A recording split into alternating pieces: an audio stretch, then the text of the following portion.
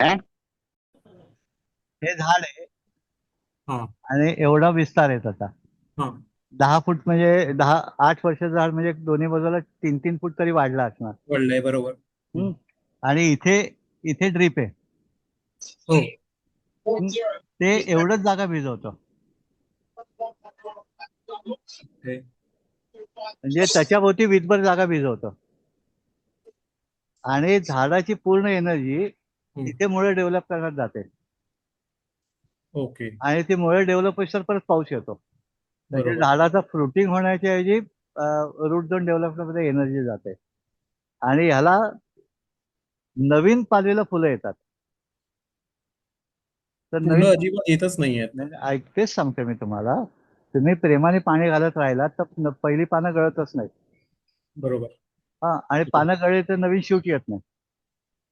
आणि अच्छा. नवीन शूट आला नाही तर फुल येत नाही. ओके तर ओके ओके. त्याची पद्धत अशी असते लिंबाची की बहार धरणे म्हणजे तिथलं पाणी बंद करणे, हम्म. तिथले खाली खोदणे, मुळं हा. थोडीशी उडी करणे, हा. आणि पानं पिवळसर व्हायला लागली हा. की खत देऊन पाणी द्यावे.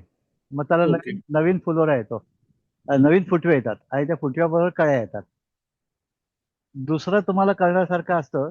तुमच्या इथे कुठे खराब मासे मिळाले ओके. किंवा कोंबडीचं खराब जे काय असतं मासेवाल्याकडे कोंबडीवाल्याकडे, हा. ते जेवढं घेऊ तेवढं शेण घ्यायचं.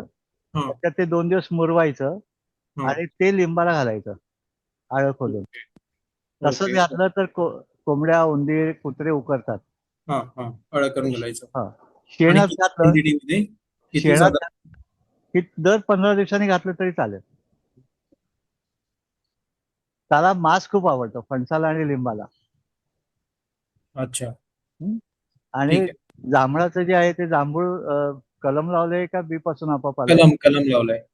हा, मग त्याला ते कलम लावलं तरी त्याला प्रॉब्लेम होतो. खूप वर्ष फुलं येतच नाहीत. हा. छाटणी करा. ओके अमावस्येच्या आसपास छाटणी करा. ओके. कारण ते उगाचच उंच वाढत जातं, शाखे वाढ होते. हो हो. हं. आणि ते तुटतं, कुचकं असतं झाड. हा. हं? हो. बरोबर. श- झाड कापल्यानंतर त्याला बोलवं मिश्रण लावा. आता पावसात कापू नका. पाऊस संपला की सप्टेंबर मध्ये कापा. ओके ताण द्या त्याला थोडा. भात शेतीमध्ये ओलावा जास्त टिकतो. हा एक त्या फुलं येण्याचा प्रॉब्लेम असू शकतो. ओके. दुसरा असतो न्यूट्रिएंट मॅनेजमेंट. हम्म. वॉटर मॅनेजमेंट आणि न्यूट्रिएंट मॅनेजमेंट वरती फ्लॉवरिंग येतं. ताण ओके. बसल्याशिवाय फुलं येत नाहीत. तुम्हाला प्रेशर आणल्याशिवाय तुम्ही काम करत नाही ना. टार्गेट देतं ना ऑफिस की एवढ्या दिवसात काम झालं. टार्गेट येतो. हा. तसं ते टार्गेट त्याला द्यायला लागतं. ओके. चालेल. खायला प्यायला व्यवस्थित दिलं तर तो म्हणेल की मला मिळते कशाला काम करू. हं? बरोबर. ठीक आहे. थँक्यू काका. हं. काय निखिल, हार्वेस्टिंग झालं सगळं आंब्याचं? हो नमस्कार काका, झालं झालं. यावेळी काही दोनच झाडांचे होते त्यामुळे लवकरच झालं ते. हं, हं, हं. सरसकट काढले आंबे. हा. ह्यावेळी मात्र काका एकही म्हणजे वरून देठावरून पण खराब होत होते ना, ते पण हे झालं, म्हणजे रेड्यूस झालं, म्हणजे काहीच खराब झाले नाही त्यावेळी. Very good, very good. कारण की काय केलं होतं माहितीये का, का आंबे काढायच्या आधी एक 10 दिवस बीबीएम आणि स्टॅबिलस हे हे नाही का आपलं, ते मारून टाकलं होतं. हा, म्हणजे बुरशीचा कंट्रोल झाला आता. होय होय पूर्ण. आणि फळमाशी ऍक्च्युली दिसत होती बऱ्याच ठिकाणी. हं, म्हणजे आंबे काढल्यानंतर सुद्धा बसत होती बऱ्याच ठिकाणी, त्यामुळे वाटत होतं की कुजतील आंबे. कारण हं. काही कुजले नाहीत, काही कुजले नाहीत. नाही, त्याच्यामध्ये कसं असतं की आपण जर ट्रॅप लावला असेल तर होय. नर म्हणतात माद्या जिवंत असतात. हम्म. हा, त्या माद्या दिसतात आपल्याला. आणि हा त्याने अंडी जरी आंब्यात घातली तरी अंडी त्याच्यात जीव नसल्यामुळे हॅच होत नाहीत. हा हा हा. हा, त्याचे मादी दिसणं हे काही स्वाभाविक आहे. जे आणि त्यामुळे फळमाशी ह्यावेळी आहे. आंबे खूप म्हणजे चांगले पिकले. आणि इव्हन ट्रीटमेंटही काही केली नव्हती, डायरेक्टच ह्याच्यात घातली दुसऱ्या हा, म्हणजे दिवशी. तुम्ही आधी ट्रीटमेंट केली ना. हा आधी होय आधी होय फवारणी केली. त्यामुळे. ती एक ट्रीटमेंटच असते होय ना. होय हं. होय. नाही ते आठवणीनं केली मी. यावेळी हा, म्हटलं हा, काही खराब होता का म्हणे, कारण आंबेच कमी होते, हा. खराब झाले तर परवडणार नाही. आणि काका अजून एक विचारायचं होतं हा, हा, की आता नवीन लागवड करणार आहे, एक हा, 60-70 झाडं लावीन नवीन, म्हणजे हा. गेल्या वर्षी करून ठेवलेली आहेत. हं, हं. ह्यावेळी लावल्यानंतर त्यांना पावसाळ्यात आता ऑगस्टमध्ये लावीन ती. हा. तर त्याच्या आजूबाजूला मल्चिंग करण्यासाठी जर आपला लाकडाचा भुसा असतो किंवा आपलं भाताचं जे कोंडा असतो गिरणीतला आपला, तो हा म्हणजे घातला तर तूस चालेल का? तूस कोंडा का तूस? तूस तूस नाही, कोंडा कोंडा आपला. हा कोंडा घातला तरी चालतो. फक्त हा तो जास्त झाड झालं तर बुरशी वाढते. हा बरोबर. नाही, त्याचे त्यावेळी हे वापरणार आपलं बीवीएम वगैरे वापरणार. हा मग ते आणि वापरलं तर काही अडचण नाही. फक्त ते काय, जितकं बारीक तितकं लवकर पुजतं. म्हणजे हा तुम्ही हा लाकडं घालणार त्याच्यासोबत, म्हणजे भुसा तुकडे घालणार आहात तर चांगलं आहे. फक्त त्याच्यामध्ये तुम्ही थोडीशी कडुनिंबाची पेंड घाला हा कडुनिंबाची पेंट, हा. आणि ट्रायकोडर्मा टाका, म्हणजे मग ते कुजायची क्रिया फास्ट होईल आणि वाळवी लागणार नाही. हा हा, नाही तेच विचारायचं होतं मी. हम्म. चांगलं आहे. हम्म. तुमच्याकडचे काका आंबे भारी होते, मारुत्यातून म्हणजे दिसायला एकदम अट्रॅक्टिव्ह दिसायला दिसतात ते. दिसायला चांगला होता हो. आता आणि नवीन आंबे लावाल ना त्याच्यामध्ये, शक्यला तर पुसाच्या नवीन व्हरायटी ज्या आल्या आहेत, हा हा म्हणजे मी पण शोधात आहे. अंबिका म्हणून एक चांगली व्हरायटी आहे. हा, अंबिका. आम्रपालीचं सिलेक्शन आहे. हम्म. आणि ते वर्ण लाल रंगाचे आहे. सध्या ट्रेंड आहे तो वर्ण लाल रंगाच्या आंब्याचा आहे. हा. तर त्यांचे जे व्हरायटी आम्रपाली आणि मल्लिका नंतर आलेले आहेत, पुसा अरुणिमा, पुसा सूर्या, पुसा लालिमा, पुसा श्रेष्ठ, हम्म. अंबिका, या व्हरायटी मिळाल्या तर त्या लावा. नाही काका, हापूस मध्येच काम करत असल्यामुळे हापूस जरा जास्त लावीन आणि बाकीचे थोडे थोडे लावत हा जाईन असं. नाही, काय माहितीये का, की हापूस हे म्हातारं झाड आहे होय होय. आणि वातावरणातल्या बदलाला ते तग धरत नाही. हम्म. आणि हे जे पुसाच्या व्हरायटी आहेत, या उत्तर भारतातल्या रूट स्टॉक असल्यामुळे उष्णतेची त्याला सवय आहे. हा. आता येणारा पुढचा काळ उष्णतेचा असणार आहे. होय. त्याचे पुसाच्या व्हरायटी टिकतात. हापूसच्या कोकण व्हरायटीचे टिकत नाहीत, मार खातात. हा नाही, 380 360 ग्रॅमची वगैरे मोठी फळं होती ना, त्यांना साका होता यावेळी. हा. बाकी ना काही नव्हता, बाकी हम्म, कोणत्याही नव्हतं. हम्म. तेच. काका, तुमच्याकडे टॉमी हॅटकिन्स आहे, त्याला लागली होती फळं यावेळी? नाही नाही नाही लागले. नाही काय, मी ह्याच्या आधी हार्वेस्ट केलेत कधी काय? नाही, आमच्या मोठं झालं झाड पुरामध्ये गेलं. हा हा त्याच्यानंतर दुसऱ्यांदा लावलं ते उंदराने खाल्लं. आता तिसऱ्यांदा लावलंय. मँगोस्टीन आणि टॉमी अॅटकिन्स त्याच्या बाबतीत असं झालं. हा त्याची मुळं जरा जास्त गोड असतात बहुतेक. हा हा हा हा. फणसाची पण मुळं गोड असतात, त्याची उंदीर जास्त लागतो. हा नाही, माझ्याकडे तसंच झालंय. गेले 4 वर्ष आम्ही फणसाचे लावायला लागले ना, हं. ते झाडं वाळूनच जातात, ते म्हणजे ते खाल्लं उंदीर खाल्लं लागून. उंदीर खातो. त्याच्यासोबत कडुनिंबाची पेंड जास्त घालायची. हा आणि आणि खड्ड्यामध्ये थोड्या काचा टाकायच्या. आपण काय खड्ड्यात जाणार नाही होत ना परत. होय होय होय. चालेल, थँक्यू काका, थँक्यू.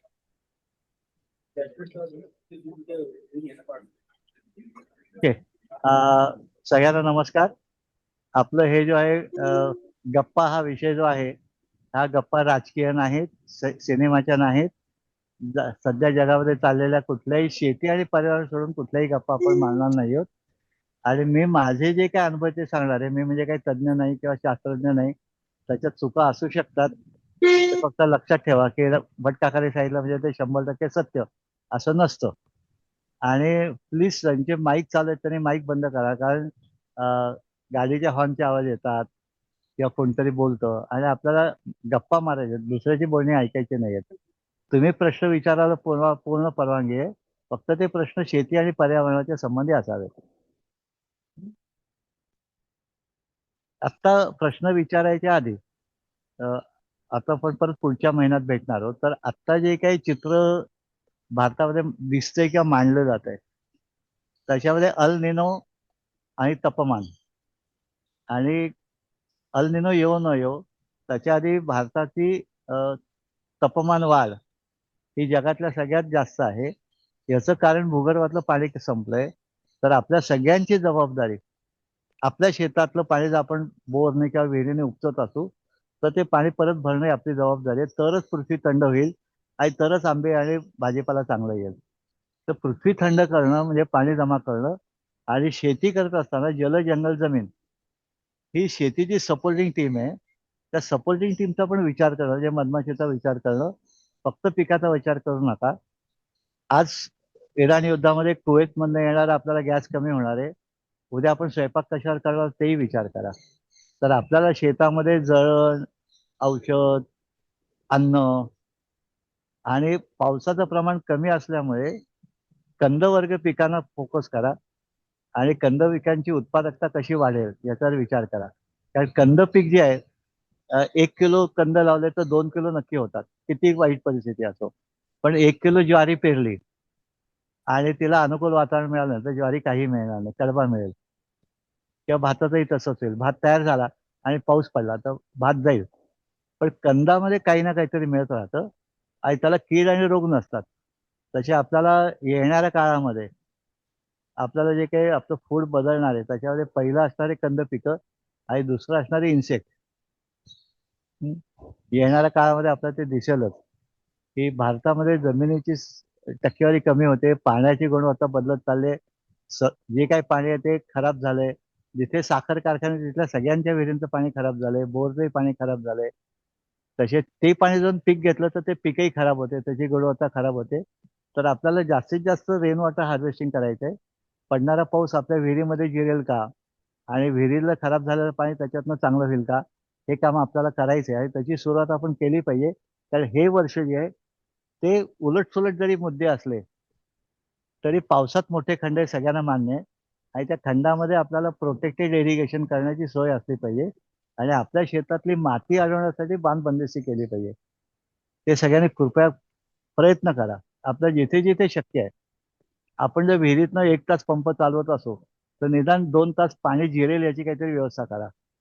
पडणारा पाऊस जमिनीत जिरलाच पाहिजे, नाही तर आपल्याला उद्या शेती नाही करता येणार आहे. ठीक आहे, काही प्रश्न असेल तर विचारू शकता. हॅलो. नमस्कार हा, दादा. विचारा ना, कोणी एकेकाने विचारा.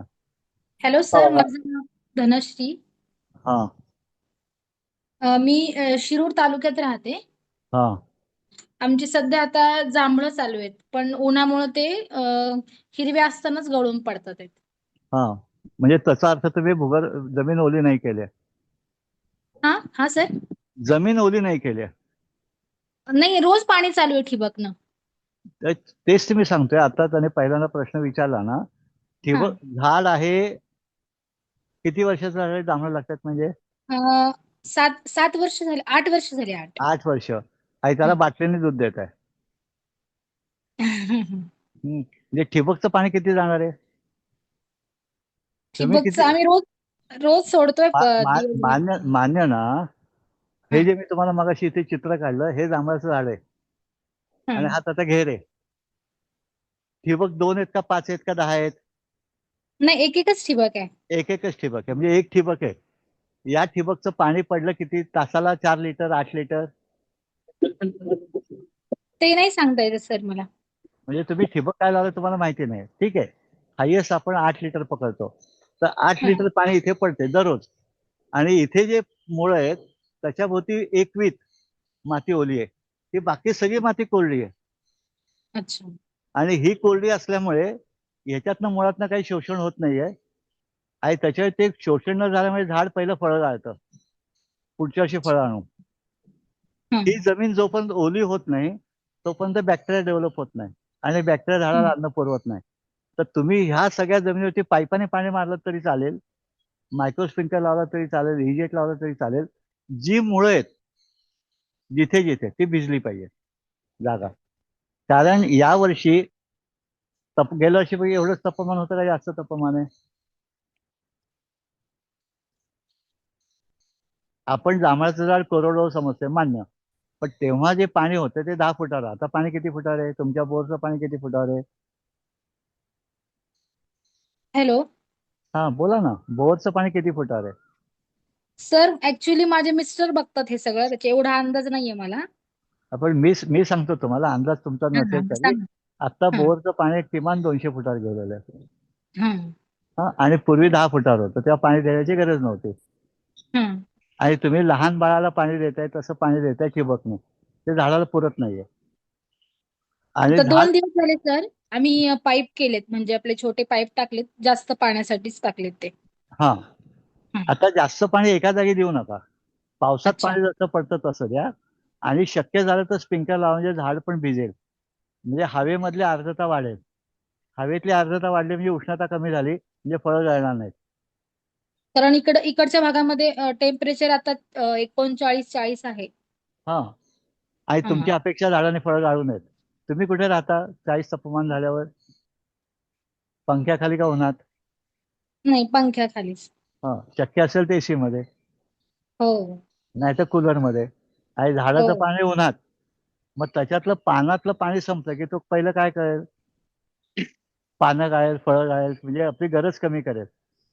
अच्छा. मग ती गरज त्याची कमी होऊ नये म्हणून आपण त्याला पाणी दिलं, तर पाणी त्याला पुरेसं झालं तर तो व्यवस्थित होईल. म्हणजे आता तुम्ही पाणी दिलं तर हा. फळं गाळायचं थांबेल का? तर नाही होणार. कारण नाही. त्याला जो मागचा ताण आहे, 8 दिवसाची फळं नंतर गाळणार असेल ती थांबते.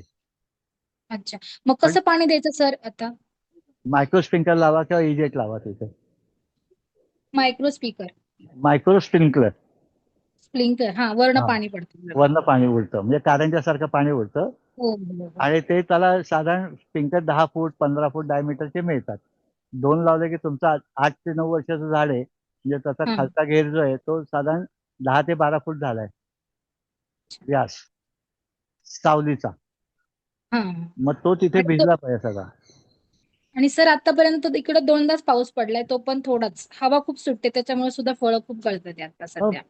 ताकद जर फळामध्ये नसेल तर फळ गळणार ना. हा. म्हणजे आणि सर, वारं जमिनीतलं पोषण नाही आणि हा, पाणी नाही, तसे तो एक्झॉस्ट होणार. आणि एक्झॉस्ट झाली की पहिली फळं गाळणार. आणि सर अजून एक विचारायचं होतं, हे डायबॅक काय म्हणजे का- फळ आहे ना, ते मोठं होण्याआधीच सुकून जातंय ते.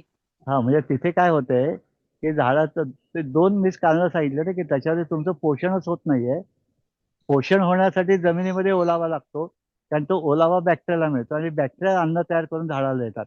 म्हणजे घरामध्ये कधीतरी एकदा बनवलेले लाडू होते, ते संपले, आता काय खायचा हा प्रश्न आहे. हं. तसे ती फळं गळतात. आणि डायबॅक म्हणजे फांदी मर. हे तुमची जे फळ मर नाहीये, हे फळ गळणं आहे. डायबॅक अच्छा. म्हणजे फांदी वरनं खाली उलटी मरत मरत येते. उलटं मळणं, खालनं मळणं आणि वरनं मळणं, डायबॅक. म्हणजे मळणार कसा? तर मागे येऊन मळणार, त्याला अच्छा. फांदी मर मग म्हणतात. तर ती मग सुद्धा गमायसिस रोगामुळे पण होते. हा. तुमचं रासायनिक खतावरती शेत असेल तरी होते, आणि उष्ण वारे तरा लागले तरी होते. अच्छा. साल फाटते, जशी थंडीमध्ये आपली साल फाटते, हा. हाताची कातडी फाटते, चेहऱ्याची फाटते, तशी हा. उन्हाळ्यामध्ये झाडाची फाटते. आणि त्याला म्हणतात कॅम्बियम फाटले, की त्याच्यातनं उष्णता अजून जाते. तुमची जमीन जर भेगा जात असेल तरी जमिनीतला ओलावा कमी होतो आणि फळगळ होते. मग अच्छा. खाली मल्चिंग पाहिजे, हा. म्हणजे मग तिथे ओलावा थोडा काही 5-10% टिकून राहतो. आणि ते औषध आहे सर त्याच्यावर काही, म्हणजे फळ मोठं होण्याच्या आधीच जर सुकून जात असेल तर त्याच्या? पहिला जो आजारी माणूस आहे त्याला पचेल एवढं खायला देणार का आजी होईल एवढं खायला देणार? पचेल एवढंच. मग पचेल एवढं, त्याला जे पचेल एवढं आहे ते फक्त पाणी आहे आणि हवेतला अच्छा. ओलावा आहे. ते तुम्ही तयार केलं तर दुसरं कुठलंही औषध घालायची गरज नाही. तुम्हाला रेकमेंडेशन खूप करते लोक, हा स्प्रे करा, तो स्प्रे करा. पण हा. स्प्रे करून पण म्हणजे मूळ कारण काय आहे? तर तापमान आणि उष्णता. हम्म. ते औषधाने तापमान उष्णता कमी नाही होणार, तर तुम्हाला अजून करता येऊ शकतं. म्हणजे काय करायचं? 2% गुळाचं द्रावण करायचं हम्म. आणि तो स्प्रे करायचा पानावर, म्हणजे त्याच्यात ग्लुकोज मिळतो. हम्म. तुमच्याकडे गुळ महागात पाठत असेल तर ताजं गोमूत्र घ्यायचं. 10 लिटर हा. मध्ये 1% गोमूत्र तयार करायचं, म्हणजे 10 लिटरला 1 लिटर घालायचं आणि ते स्प्रे हा. करायचं. पण ताजं गोमूत्र पाहिजे, अच्छा. त्याच्यात नाही पोषण होईल. पानांवर शिंपडायचं का? फवारायचं, शिंपडायचं नाही. जास्त शिंपडलं तर खाली पडेल. पानांवरती म्हणजे आपण चेहऱ्यावरती पाणी मारलं, हा. नाव्याच्या रुपयात तो केसावरती पाणी मारतो. आंघोळ घालतो का पाणी मारतो? आंघोळ नाही घालायची, हा. पानाला चिकटलं पाहिजे ते. सर परत एकदा सांगा गुळाचं आणि याचं प्रमाण. 2% गुळ आणि 1% गोमूत्र. किती लिटर पाण्यात घालायचं काय? अहो, टक्के म्हटल्यानंतर ते लिटरशी संबंध नसतो. अच्छा. 1 लिटर म्हणजे 1000 ml. हम्म. त्याला 1% म्हणजे किती? 100 ml. अच्छा. का 10 ml? 100 1 म्हणजे 1000 किती? 10. 10. एका लिटरला 10 ml. आणि 2% म्हणजे गुळ, 2% म्हणजे एका लिटरला एका 100ला 2 म्हणून 1000ला किती? तर 20 ग्रॅम दूध, गुळ, आणि 100 ग्रॅम लिक्विड म्हणजे गुळ गुळ, नाही नाही, गोमूत्र 1% आणि गोमूत्र 2% असं.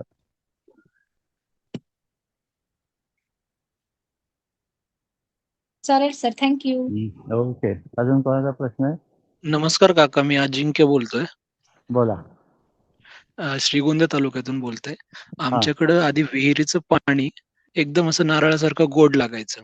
एक हा 10 वर्षापूर्वीची काय परिस्थिती. सांगशील? हा पण पण रिसेंटली एक 5 वर्षांपासून ते एकदम खारट झालंय हा, आणि बादलीवर सुद्धा असा मिठाचा थर येतो. तर बरोबर. तुमच्याकडे काय परिस्थिती आहे?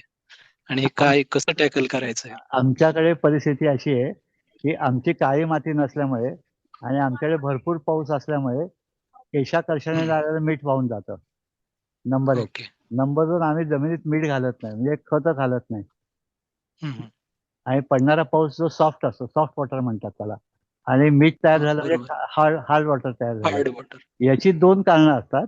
आपल्या शेतामध्ये वापरलेलं आपण रासायनिक खत, शेजारच्याने वाहत आलेल्या पाण्यातनं आलेलं रासायनिक खत, किंवा जवळपास कुठे केमिकल इंडस्ट्री आहे, साखर कारखाना आहे, त्याचं पाणी मोडून त्याच्यातनं आलेलं हार्डनेस. वरच्या बाजूला पाझर तलाव आहे. हा त्याच्यामुळे होतंय असं माझं आकलन. नाही नाही नाही नाही, त्याच्यामुळे नाही होते. 2 कारणं आहेत. तुमच्या जमिनीमध्ये पावसाचं पाणी मुरत नाहीये. नाही, पाझर तलावामुळे जास्त पाणी असतं विहिरीत.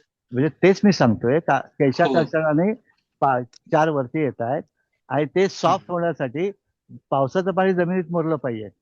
ते पावसाचं पाणी तुमच्या जमिनीत मुरतच नाही, कारण जमीन तुमची ऑलरेडी पाझर तलावामुळे पाणीमय झाले, खोलीच. आणि हम्म. नांगरल्यामुळे तिथे गांडूळ नाही आहेत, बरोबर.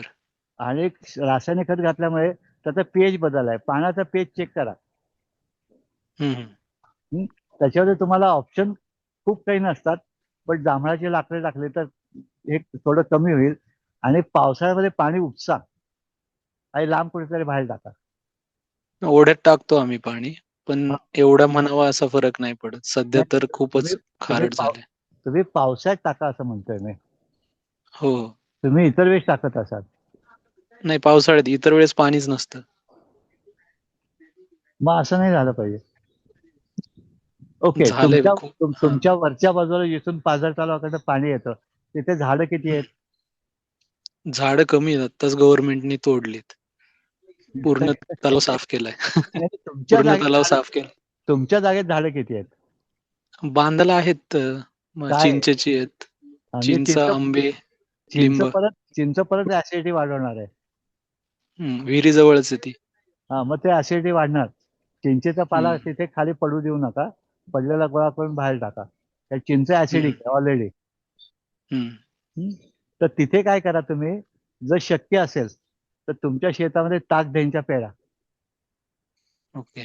आणि तो कुजला तर ते ऍसिड्स वापरले जातील. जमिनीमध्ये तुमच्या काहीच कुजत नाहीये. बरोबर, कारण हार्ड होतीये ती पाण्यामुळे. हा हार्ड होते, तर हार्ड पॅन क्रॅक केला का कधी? नांगरणी करतो आम्ही जनरली. नांगरणे नाही, चिजल पाऊल लावून हार्ड पॅन क्रॅक केला का 3 फुटाच्या खालचा? नाही नाही, इतकं तर खाली नाही. ते जमिनीमध्ये आपण जेव्हा रासायनिक खत, प्लीज ज्यांचा माईक चालू ते बंद कराल का? तुमच्या बाकीच्या गप्पा आपल्याला नको आहेत.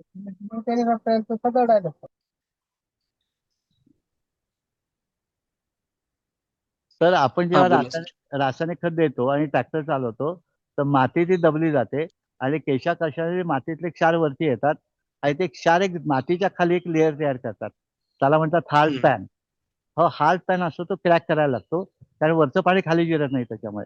आणि मग सातत्याने ऍसिडिटी वाढत राहते, पीएच वाढत राहतो, आणि जमिनीला मीठ फुटतं. ते मीठ फुटलं की जमिनीचं पाणी, विहिरीतलं पाणी खारट होतं. तर हार्ड पॅन ओके. एकदा क्रॅक करून बघा. म्हणजे चिझल पाहून नावाचं ट्रॅक्टरला बसणारं एक पटाशी सारखं नांगर असतो. माहिती आहे. हा, हो. तो 30-30 फुटावरनं एकदा नांगरून घ्या, ओके. आणि बांधाला शक्य तेवढी झाडं लावा. तुमच्या सीझनल जी काही येतात ती, म्हणजे अगदी हादगा लावा, गिरीपुष्प लावा, आणि ते तोडून शेतात घालत जा. पिकाच्या मध्ये मल्चिंग करत जा. तिथे जेव्हा ऑर्गॅनिक ओके. मॅटर कुजेल आणि झाडांची मुळं तिथले क्षार खातील तेव्हा तुमचं पाणी सुधारेल. आपल्याकडे पूर्वजांची प्रथा आहे, पाणी शुद्ध करायचं असेल तर उंबर, वड, पिंपळ, आंबा अशी झाडं लावायची. जे त्याच्या मुळातनं जे स्राव सुटतात ते पाणी शुद्ध होतं आणि चांगलं होतं. ओके. थँक्यू. नमस्कार काका. नमस्कार. प्रतीक जयस्वाल बोलतोय हा ठाण्यावरून. हा आम्ही सध्याच शहापूर तालुक्यामध्ये एक जमीन विकत घेतली आहे. हा 1 एकरची जमीन आहे. तर तिकडे अजून तरी सध्या काहीच नाहीये. मी आता ते कुंपणाचं काम वगैरे करतोय. तर आम्हाला थोडी मदत हवी होती की तिथे कोणती झाडं लावावीत आणि कसं ह्याचं काही थोडीफार कल्पना. भरपूर कल्पना आहेत. प्रश्न आहे तुम्ही शेती का घेतलेत? एकतर पहिली गोष्ट आम्हाला सुरू करायचं होतं म्हणजे की काय सुरू करायचंय? डाळिंब करायचे, अंजीर करायचे, भात आमच्या करायचे, नक्की काय करायचं? डोक्यात एक आहे की आपलं ह्याचं हे असतात ना शेवगाच्या शेंगांचं त्याचं आणि फुलांची थोडी फार. बर, मग त्याच्यात पाणी किती आहे? पाणी आहे 60 फुटावरती बोरवेलला पाणी आहे. नाही नाही, पाणी आहे आणि पाणी बाहेर आलंय अशा दोन वेगळ्या गोष्टी असतात. म्हणजे त्याला इलेक्ट्रिसिटी नाही पण बोर केलेली आहे तर पाणी बाहेर येणार नाही. पाणी बाहेर आलंय तिकडनं. हा, मग तिथे आता पुढचा प्रश्न आहे, त्याला कुंपण किती आहे? पण म्हणजे बाउंड्रीला सगळीकडे कुंपण आहे. हा 5 फुटाचं. हा, आणि शहापूर तालुक्यात नीलगाई जास्त आहेत. ती 7 फूट कुंपणावरून उडी मारून येते. त्याला शेवगा जाम आवडतो खायला. आता तुम्हाला शेवगा का लावायचा हा पुढचा प्रश्न. म्हणजे जेवढं वाचन केलंय त्याच्यामध्ये की त्याच्यामध्ये असं आहे की त्याला थोडंसं स्टार्टिंग म्हणून इझी आहे सुरुवात करण्याला. हा म्हणजे काम करताना इझी पडेल आणि हे मेहनत थोडीफार म्हणजे कसं ऑफिस करता करता ते सगळं करायचंय म्हणून. 100% ते शेवगा तुम्ही विकणार ना? हो, शेवगा विकणार का शेंगा विकणार का पानं विकणार? शेंगा आपल्या शेवगाच्या शेंगाचे असतात ते. ओके, शेवग्याची शेंग जेव्हा शहापुरात सगळ्याच्या शेवग्याच्या शेंगा लागतात त्या शेवग्याचा भाव एकदा विचारा ना जरा काय आहे ते. म्हणजे नक्की. म्हणजे तुम्ही जे म्हणता ना मी ऑफिस करून शेवगा लावीन आणि त्यातनं मला अर्थार्जन मिळेल. हा, ते एकदा जो विकत त्याच्याकडे तुम्ही शेंगा विकत घेताय ना त्याला तसा विकायचा भाव तो तुम्हाला सांगेलच. त्याला म्हणा अरे माझ्याकडे 5 झाड आहेत काय भावने घेणार? तो सांगतो साहेब मार्केट नाहीये. आणि तुमची शेंग आणून दाखवा, साहेब ही शेंग चालत नाही.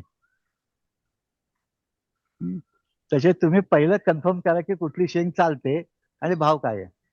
कारण जेव्हा सगळ्यांच्याच शेवगा येतो तेव्हा शेवग्याची किंमत 1 रुपयाला एक शेंग गेली तरी खूप झालं. त्याचे ही फंटासी ज्या असतात वाचनातून आलेल्या त्या प्रॅक्टिकल नसतात. आणि तिथे तुम्ही नसताना शेवग्याच्या शेंगा अपरोक्ष कोणी काढून देईल का भाव असेल तर? मी घेऊन जाऊ शकतो पण तिथे तिथे हे केअरटेकर असणार आहे. Very good. काम करणार. त्या केअरटेकरला समजा तुम्ही आज गेलात आणि तिथे शेवग्याच्या शेंगा बघितल्यात आणि पुढच्या वेळेस गेल्या तर शेंगा नव्हत्या, तुम्ही त्याला काढू शकता का? की बाबा तुझ्या मी नसताना शेंगाचं तुझं लक्ष ठेवायला ठेवलं होतं, तुझ्या काळात शेवग्याच्या शेंगा गायब झाल्यात तर त्याचे पैसे तू देतो का तुला नोकरीवरनं काढू? अँटीबायोटिक बंद कर. तसं तर नाही होत. नाहीच करू शकत. कारण फेंटॅनिल तर मी खूप दिले आतापर्यंत आधीच व्हायला पाहिजे. मॅडम आपण डॉक्टरची चर्चा नाही करतो. कोण मॅडम डॉक्टर आहेत त्यांनी प्लीज बंद करा त्यांचा माईक. आपण सगळे सुशिक्षित आहोत. आपण हे भान ठेवणं आवश्यक आहे की ज्याला प्रश्न विचारायचा त्यांनी माईक ऑन करायचा आणि बाकीच्यांनी माईक बंद करून ऐकायचं. तुमच्या गप्पा किंवा तुमचा व्यवसाय इथे नाही ऐकायला आलोय आपण. ओके, तर शेवग्याच्या शेंगा करताना हा विचार करा की पहिलं विकलं जातं का, त्याला भाव काय मिळणार आहे. आणि शेवग्याच्या कुठल्या जातीला मागणी आहे. म्हणजे आता शेवग्याच्या 10-15 जाती आहेत उपलब्ध. रोहित आहे, मोरिंगा आहे, ओडिसी आहे, कोकण रुचिर आहे, दत्त आहे. कुठली शेंग पाहिजे? आणि ती वर्षात किती वेळा येणार आहे. शहापूर तालुक्यामध्ये एक पिवळी गाव आहे, तिथे ते लोक सगळे शेवग्याच्या शेंगावरती प्रत्येक झाडापासून 1000 रुपये कमवतात. पण ते स्वतः विकतात शेंगा, आणि त्यांच्या बायका 5-5 शेंगांचे जोड्या करून विकतात. तुम्ही विकणार आहात का? सध्या तरी शक्यच नाही. म्हणजे कधी नाही नाही, सध्या नाही, नंतरही शक्य नाही. तुम्ही उत्पादन कराल का विकायला जाल? उत्पादन करणं. हा, मग ते 2-3 डिपार्टमेंट आहे तो. एक प्रोडक्शन, दुसरं सेल्स, तिसरं फायनान्स मी गृहीतच धरत नाहीये, आणि R&D पण गृहीत धरत नाहीये. आणि तुमच्या दृष्टीने ती जागा, ते वातावरण आणि तो व्यवसाय सगळा अननोन आहे. सध्या तरी आहे बाबा. पण आम्ही- हा, आता मी बेंगशे गावामध्ये 36 वर्ष शेती करतोय, मला आता 5% कळायला लागले. आम्हाला म्हणजे अगदी नाहीच असं म्हणून म्हटलं की आज हे नाही, बघितलं पूर्ण म्हणून काय माहितीये का, त्याच्यासाठी पहिलं काय करायचं असतं, आजूबाजूला चांगला शेतकरी काय करतोय त्याच्याशी भेटा, तुमच्या तालुका कृषी अधिकाऱ्याला भेटा, कशाला स्कोप आहे, कशाला स्कीम मिळते ते बघा, आणि त्यांच्याकडनं तालुक्यामध्ये चांगले शेती करणाऱ्यांची नावं घ्या, त्यांच्याही जाऊन विचारा, त्यांच्या काय सोपं आहे, काय अडचणीत आहे. जे अडचणीत आहे ते लावा, कारण त्याला भाव आहे. कारण कोणीच करत नाही, अडचण असेल तर कोणी करत नाही. शेवगा सोपा असेल तर सगळे करणार आहेत. ओके. Yes, thank you. नमस्कार काका. नमस्कार नमस्कार, बोला. काका, मी लातूरहून बोलतोय, संजय कुलकर्णी. बोला. माझ्या शेतामध्ये 2 आंब्याचे झाडं लावले मी, ते थोडे मोठे झाले, आपले गावरान आंबे, हा. पण त्याच्या खोडाला कीड लागलीये. काय करावं, काही उपाय कळत नाही. हळूहळू फांद्या पण वाळायला लागल्यात वरच्या. ते खोडाला कीड लागली असेल तर त्याला खोडकीड म्हणतात किंवा भिरूड म्हणतात. कोकणामध्ये त्याला आम्ही भिरूड म्हणतो. बरोबर, तर हे- आमच्याकडे भिरूड म्हणतात, आमच्याकडे त्याला भिरूड म्हणतात. बरोबर. तर ते काय करायचं, खोड जरा साफ करायचं, स्वच्छ, म्हणजे झाडूने साफ केलं तरी चालतं. आणि ज्या जिथे भिरूड गेला असेल तिथे भुसा बाहेर येतो झाडातनं. ते भुसा आतमध्ये तार घालून थोडासा भुसा बाहेर काढायचा. एक मोठी सिरिंज घ्यायची, आपण गुरांना इंजेक्शन देतो ती 100-200 ml ची असते. त्याच्यामध्ये नेडल काढायची, सुई काढायची, ते पूर्ण पेट्रोलने भरायचं आणि त्या भोकामध्ये इंजेक्ट करायचं पेट्रोल, आणि त्याच्यावरती चिखल लावायचा. ते पेट्रोल आतमध्ये गेलं की पेट्रोलचं गॅसिफिकेशन होतं, म्हणजे गॅस होतो पेट्रोलचा, आणि त्या आळीच्या शरीराला तो आग होते आणि आळी मरते. 15 दिवसांनी परत ती माती ऑलरेडी पडते, परत एकदा इंजेक्शन द्यायचं आणि बंद करायचं, की तुमच्या खोडकिडीचं नियंत्रण होतं. आणि खोडकिडीने जर साल खाल्ली ती अशी वरती वरती जाते आणि वरचं सगळे फांद्या सुकतात. त्याचे खोडकिडीकडे लक्ष देणं खूप आवश्यक असतं. आणि खोडकिडीचं नियंत्रण व्हावं म्हणून बांधावरती करवंदीची झाडं पाहिजेत. करवंदीच्या झाडावरती क्रायसोपा कार्नेस नावाचा मित्रकीटक असतो आणि तो या सगळ्यांचं नियंत्रण करू शकतो.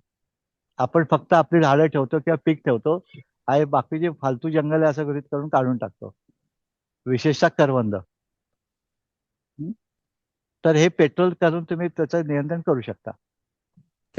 त्याच्या खाली आपल्या गावरान गाईच्या खताचा असा हे आहे, खत टाकलेलं आहे, त्याचा काही परिणाम होऊ शकतो का? त्याचा परिणाम होतो, पण त्याचा परिणाम जो आहे ना, तिथे त्याची उत्पत्ती होते.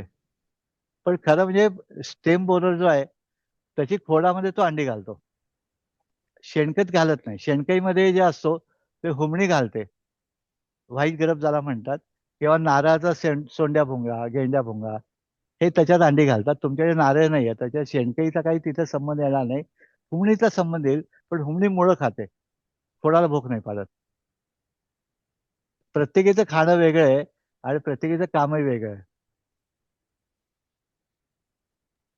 चालेल, धन्यवाद, करतो प्रयोग मी. आणि तुम्हाला जर त्या शेणकाईमध्ये किडे नको असेल तर मेटारायझम नावाची जैविक बुरशी मिळते, ती त्याच्यावरती टाका, म्हणजे त्याच्यात काही कीड होणार नाही.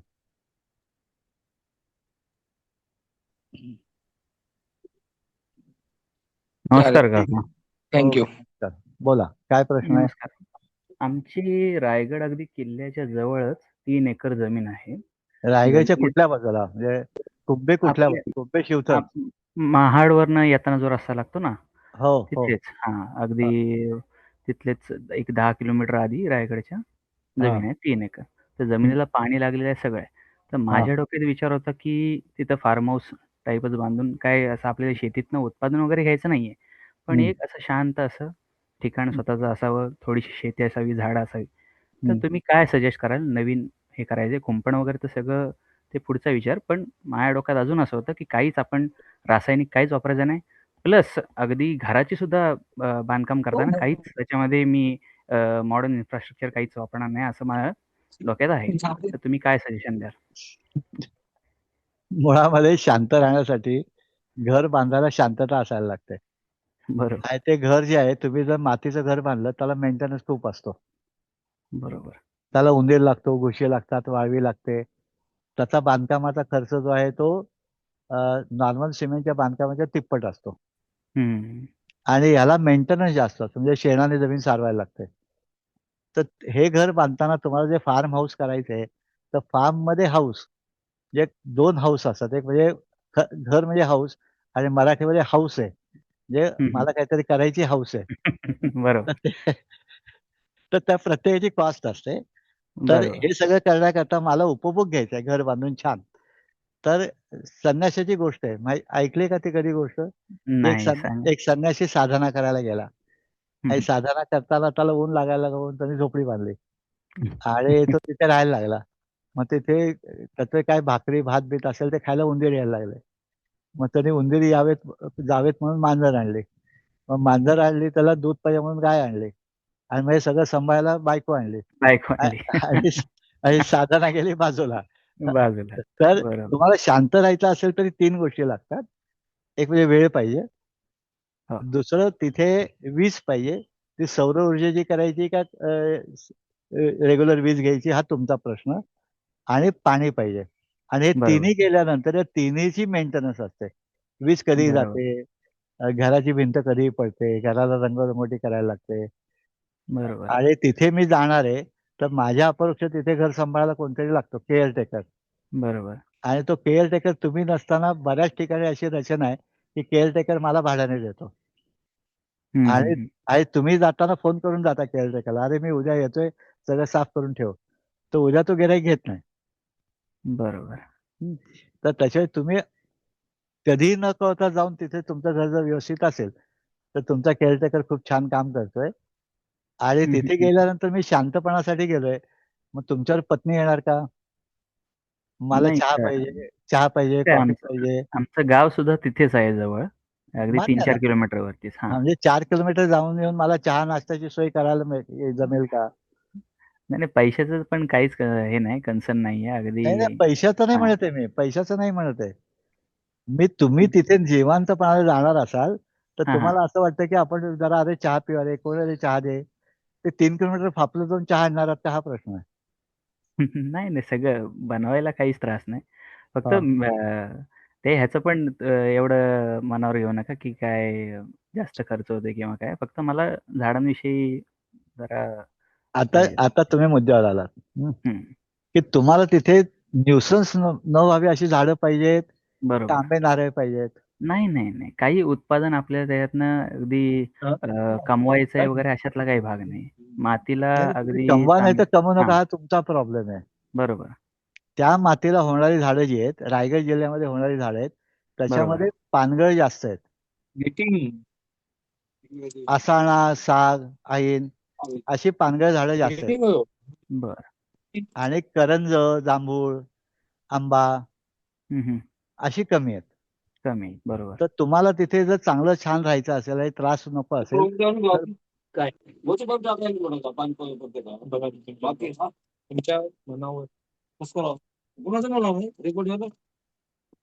तर मध्ये रद्द होते बिल काढताय ना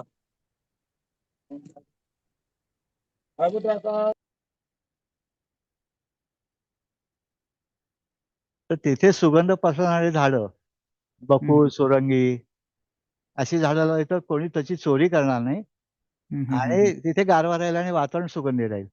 किंवा बरोबर. सोनचाफा. मग हे सगळं करायचं पाण्याची सोय तुम्ही म्हणत आहे, वीज आहे. ते पाणी देऊन तुम्हाला झाडं लावली आणि वाढवली, तर हं, ते हं, हं. तुम्हाला सहज शक्य आहे. त्याची एक यादी आपल्याकडे असते मोठी.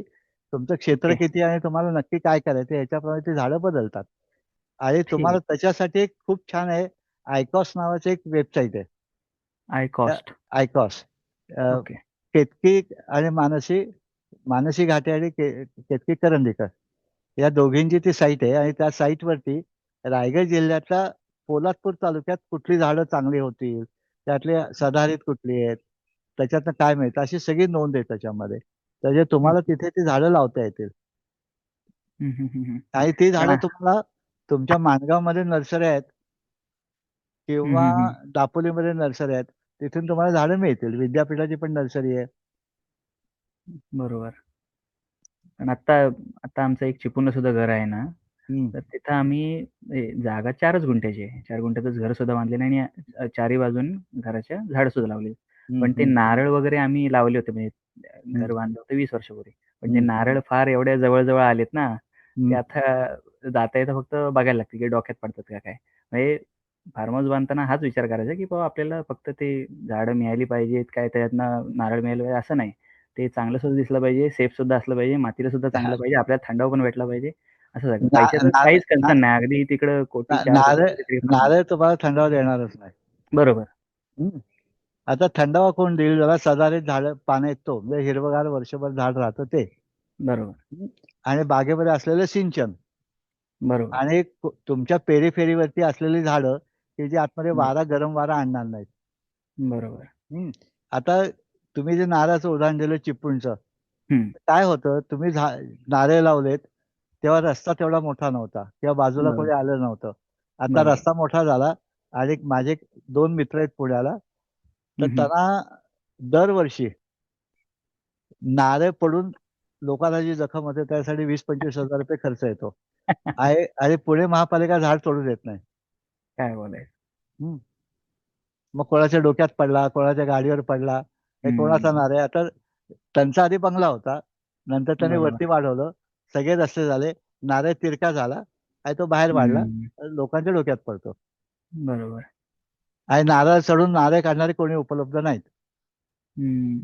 आणि आम्हालाच फार शोधायला लागतं. अगदी एक महिना सांगायला लागतं, तेव्हा एखादा माणूस येतो आणि आमचे नारळ तोडतो शेतात.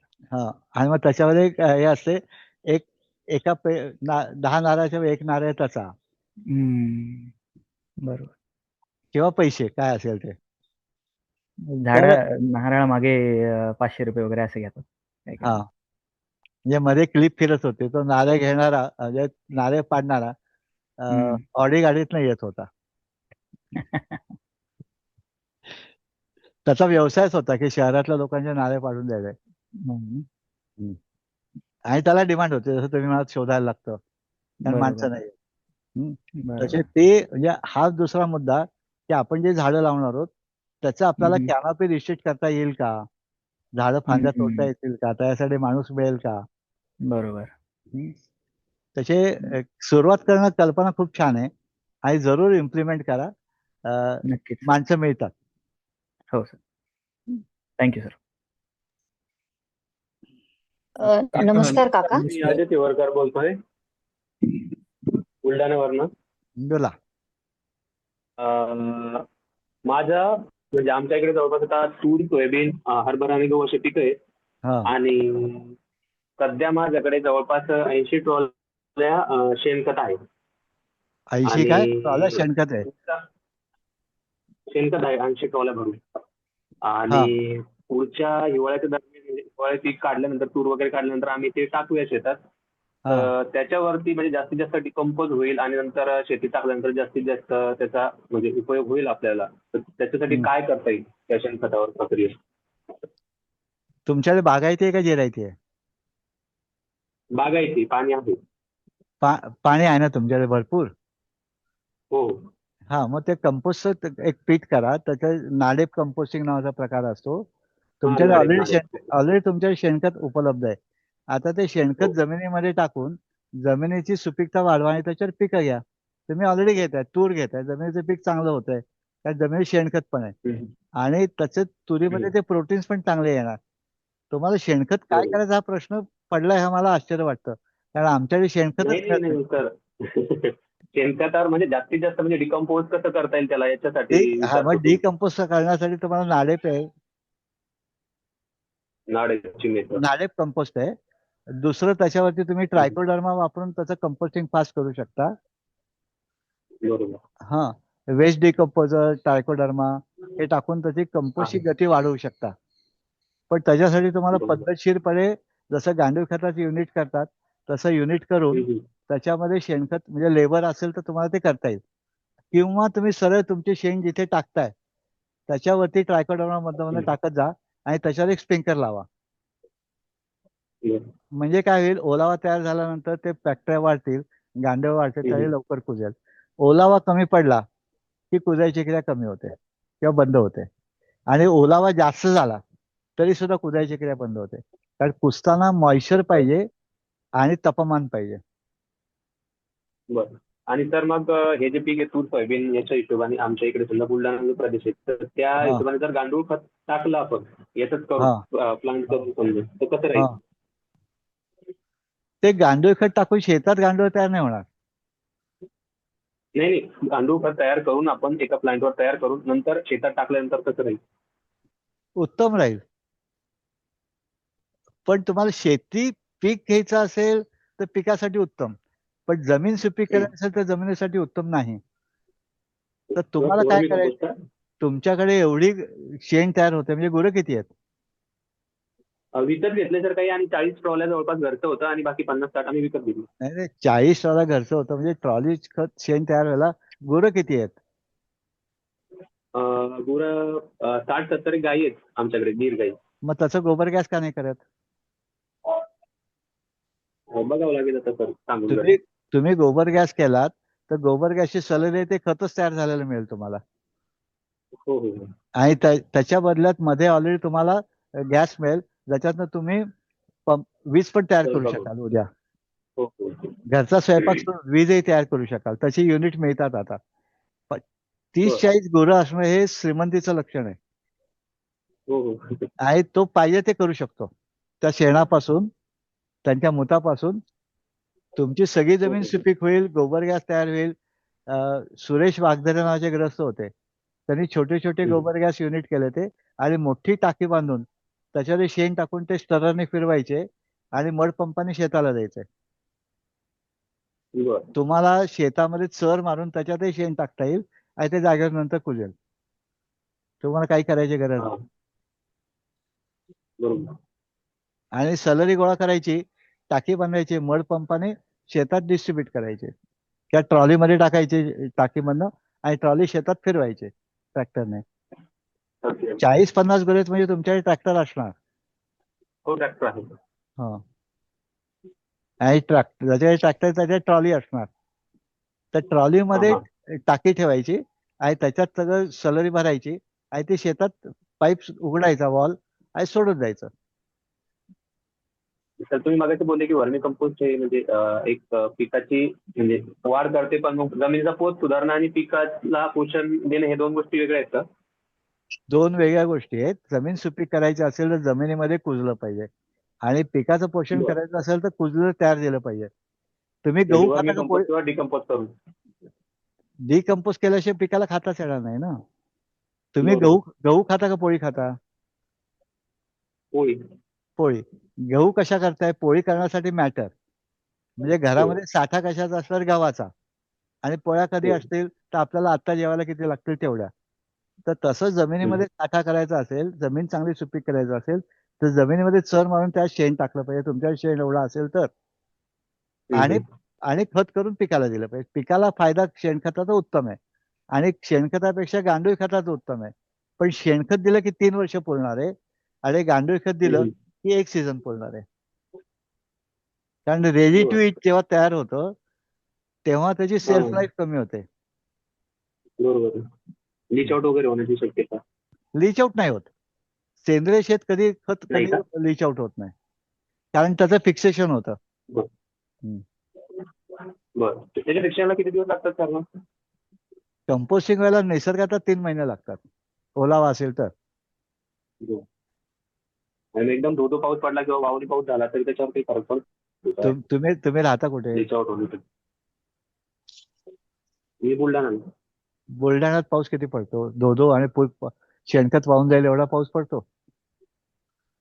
नाही, एखाद्या वेळेस होतो ना सर अतिवृष्टी त्याच्यामुळे. बरं, तुमच्या जिथे तुम्ही चर मारून टाकलं त्याच्या आजूबाजूला तुमचं पीक नाहीच आहे का? ते वाहून शेताच्या बाहेर गेलं, कुठे जाईल? नाही म्हणजे कुठेतरी नाही तुमच्या जाणार, बांधावर जाईल जाऊन. हा, जाऊ दे ना, मग त्याने काय हो हो फरक हो पडतो? बरोबर. हं? हम्म. आणि हॅलो. त्याच्यासाठी कृषी विभागाच्या नाडेप कंपोस्टिंग साठी कृषी विभागाची टीम आहे, स्कीम आहे, ती तुम्ही करून तुमचं नाडेप कंपोस्टिंग करू शकता. त्या गांडूळ खत कल्चर युनिट म्हणून एक मिळतं, ते तुम्ही तिथे गांडूळ खत करा, लोकांना गांडूळ पण विका आणि गांडूळ खत पण विका. त्याच्यासाठी कृषी विभाग तुम्हाला मदत करतो. बरोबर, ठीक आहे, बघतो सर. ठीक आहे, खूप खूप ओके, धन्यवाद. बेस्ट लक. थँक्यू. नमस्कार काका. हा, मी विचारा. अहिल्यानगर वरून बोलतेय. हा, एक शेतामध्ये नाव 150 केशर नाव आंब्यांची नाव सांगा ना मी मॅडम. कोमल झरेकर बोलतेय मी बर, अहिल्यानगर इथून. 150 आंब्याची झाडं आहेत. हा, केशर आंब्यांची झाडं आहेत. किती वर्षापूर्वी? 6 महिन्यांची रोपं लावली होती. 1.5 किती वर्षांपूर्वी लागवड दीड केलेली आहे. वर्षापूर्वी? अंतर किती आहे? 10 बाय 12 अंतर आहे झाडांमध्ये.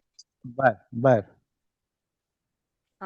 तर आता माझा प्रश्न असा होता की खोडा वरती आता झाडांची बऱ्यापैकी पानं वगैरे आलेत, तर ते खोड तेवढं मजबूत झालं नाहीये आणि हा, त्यामुळे झाडं तुटतायत मधून. त्याला वरचं वजन हे होत नाही, तर त्याची छाटणी कधी केली पाहिजे? नाही, छाटणी करायची असते त्याला सेंटर पिलर ओपनिंग म्हणतात. ते सप्टेंबर हा मध्ये हा करतात, म्हणजे पाऊस थांबल्यावर करतात. कारण छाटणी केल्यानंतर त्याला नवीन पालवी येते आणि नवीन पालवी हा हा पावसात आली त्याच्यावर कीड जास्त येते आणि नवीन पालवी हा थंडीमध्ये आली तर कीड कमी येते. आणि समजा कीड आली तर आपल्याला औषध फवारता येतं. पावसात नवीन पालवीला औषध फवारता येत नाही.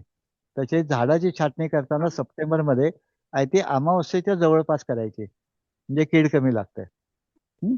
आणि याच्यामध्ये आंब्याची छाटणी करताना प्रयत्न हा करा की सेंटर पिलर ओपनिंग नावाचं तंत्र शिका.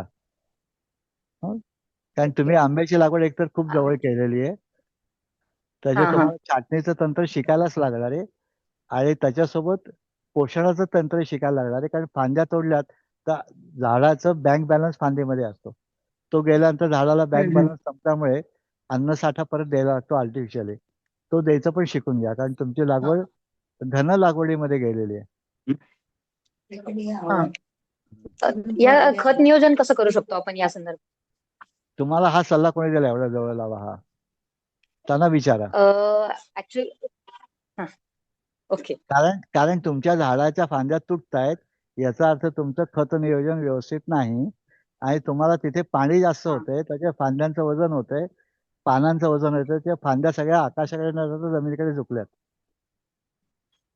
हा हा कारण तुम्हाला पाणी तुम्ही जास्त देताय तिथे. आणि पाणी एक आठवड्याला पाणी दिलं जातं. जमीन कोरडवाहू आहे, पण पाण्याचं नियोजन आहे केलेलं. नाही, तुमची काळी जमीन आहे मॅडम आणि त्याच्यावर पाणी साठून राहतं, तसे ओलावा तुमचा उडत नाही. हा हा हम्म. तर तुम्ही तिथे काय करा, त्या झाडाच्या खत नियोजनामध्ये थोडं बोनमील वाढवा. ओके. बोनमील घातलं की त्याच्यात कॅल्शियम आणि फॉस्फेट येईल. ते कॅल्शियम आणि फॉस्फेट आले की फांद्या जरा कणखर होतील. तुम्ही एन थँक्यू. जास्त वापरताय, त्याचे शाखीय वाढ जास्त हा हा होते. हा स्ट्रक्चरल डेव्हलपमेंटसाठी फॉस्फेट लागतं, ते तुम्ही घालत नाही हा आहात. फॉस्फेट कमतरता. हा, फॉस्फेट जे आहे ते बोनमील मधनं सगळ्यात चांगलं मिळतं.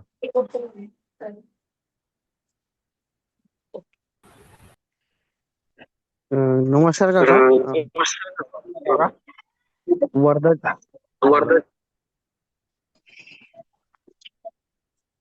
हॅलो. बोला ना पुढे. नमस्कार काका, मी पार्थ बोलत आहे. मी ऍग्रिकल्चर स्टुडंट आहे सर, परभणी मधून. पहिलं वर्ष आहे आणि माझ्याकडे 30 एकर शेती आहे. माझे वडील सांभाळतात आणि मला त्या शेतीला पूर्ण ऑर्गॅनिक फार्म मध्ये कन्वर्ट करायचं आहे. सध्या माझे वडील रासायनिक खते वापरतात, कीटकनाशक, फर्टिलायझर. तर वडिलांचं तुमचं काय ऐकायचं?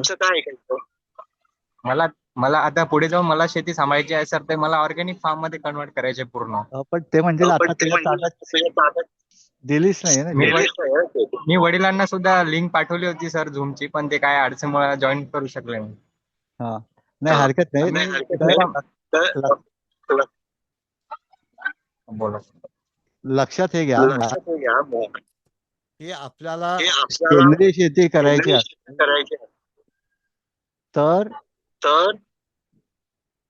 पोषणासाठी तुम्हाला ऐकू येतोय का मला येतोय? हा येत आहे सर, एक बोला. होतं का इको होतं कोणाकडे तरी नक्ष नक्ष नक्ष- नक्षत्र मीडियाचं कोण आहे? मग एको एको काय आहे ते बघ.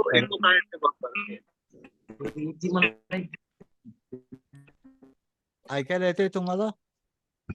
आता ठीक आहे हा का सर बोला, ऐकायला येतंय. हा येतंय आता ऐकायला.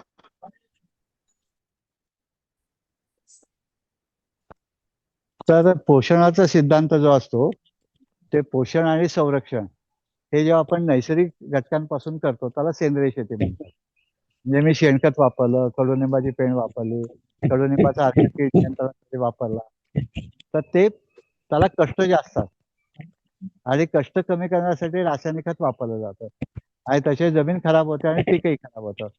तर तुम्हाला फक्त बदलायचे काय, तर खत कुठलं घालायचं ते बदलायचंय आणि कीड नियंत्रणासाठी बीज प्रक्रिया आणि ट्रॅप क्रॉप ते तुम्ही आता पहिल्या वर्षी आहात तर तुम्हाला दुसऱ्या वर्षीपासून हे सगळं शिकायला मिळेल.